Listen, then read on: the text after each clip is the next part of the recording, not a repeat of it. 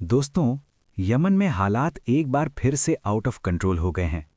आज यानी Wednesday morning को सऊदी लेड कोलिशन ने अपने ही पुराने allies southern transitional council (STC) पर मैसिव एयर स्ट्राइक्स कर दी हैं। कभी जो साथ मिलकर हूथी रेबल से लड़ते थे, आज वो आमने सामने हैं। लेकिन ऐसा क्या हुआ कि सऊदी अरेबिया को इतना बड़ा स्टेप लेना पड़ा? सुबह 4 बजे के आसपास सऊदी लेड कोलिशन ने धाले गवर्नरेट पर 15 से ज्यादा एयर स्ट्राइक्स की। धाले एसटीसी लीडर आइदोरस अल जुबैदी का होम ग्राउंड है। इन स्ट्राइक्स में कम से कम 4 सिविलियंस की जान गई है और कई लोग जख्मी हुए हैं। सऊदी कोलिशन का कहना है कि ये एक प्रीएम्प्टिव स्ट्राइक थी, क्योंकि उन्हें खबर मिली थी कि एसटीसी भारी मात्रा में वेपन्स और टैंक्स मूव कर रहा है। सिर्फ बॉम्ब्स ही नहीं, पॉलिटिकल लेवल पर भी बड़ा धमाका हुआ है। यमन की प्रेसिडेंशियल लीडरशिप काउंसिल ने एक डिक्री पास करके आइदरस अल जुबैदी को उनके पोस्ट से हटा दिया है। उन पर हाई ट्रीजन यानी देशद्रोह के चार्जेस लगाए गए हैं। इल्ज़ाम है कि उन्होंने एक आर्म्ड गैंग बनाई और कॉन्स्टिट्यूशनल अथॉरिटीज़ के खिलाफ बगावत की। लेकिन ट्विस्ट ये है कि अल जुबैदी हैं कहाँ? सऊदी ऑफिशियल्स का कहना है कि वो रियाद में होने वाली पीस टॉक्स के लिए फ़्लाइट में नहीं बैठे और अननोन लोकेशन पर भाग गए हैं। वहीं एसटीसी का कहना है कि उनके लीडर एडन में ही हैं और वो अपने लोगों को छोड़कर कहीं नहीं जाएंगे।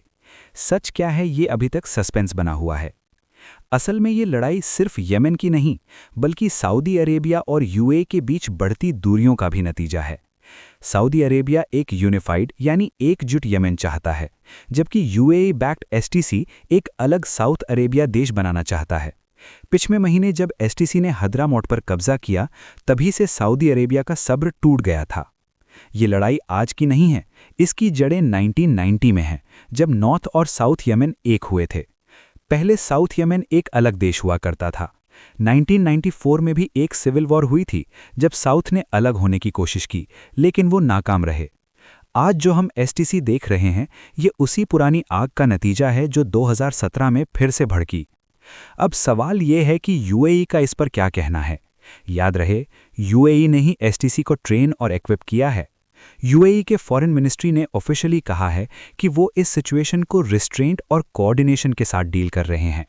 लेकिन पिछले हफ्ते एक बड़ा ट्विस्ट आया, जब सऊदी अरेबिया ने यूएई की एक वेपन्स शिपमेंट को बॉम्ब कर दिया था। इसके बाद यूएई ने अपने बचे खुचे ट्रूप्स यमन से पूरी तरह निकालने का अनाउंस कर दिया। यूएई का ऑफिशियल स्टांस ये है कि वो किसी भी ऐसी मिलिट्री एक्टिविटी को सपोर्ट नहीं करते जो सऊदी अरेबिया की सिक्योरिटी के खिलाफ हो। लेकिन ग्राउंड पर उनके सपोर्ट वाले एसटीसी ने स्टेट ऑफ साउथ अरेबिया बनाने का ऐलान कर दिया है। एसटीसी ने हाल ही में एक 2 ईयर ट्रांजिशनल पीरियड अनाउंस किया है। उनका प्लान है कि 2 साल बाद एक रेफरेंडम करवाएंगे, जिसमें लोग तय करेंगे कि क्या उन्हें एक अलग देश चाहिए। सऊदी अरेबिया इसी वजह से गुस्सा है, क्योंकि उन्हें लगता है कि इससे यमन और भी कमज़ोर हो जाएगा और हूथी रेबल्स को फायदा मिलेगा। तो दोस्तों, यमन की ये सिविल वॉर के अंदर सिविल वॉर अब एक नए मोड़ पर है। एक तरफ सऊदी की मिलिट्री पावर है, तो दूसरी तरफ एसटीसी की इंडिपेंडेंस की जिद। क्या यूएई पीछे हट चुका है, या ये सिर्फ एक डिप्लोमैटिक मूव है? क्या यमन अब एक नए सिविल वॉर की तरफ बढ़ रहा है? क्या एसटीसी का अलग देश बनाने का सपना खत्म हो जाएगा?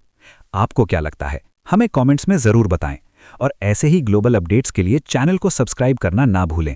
जय हिंद।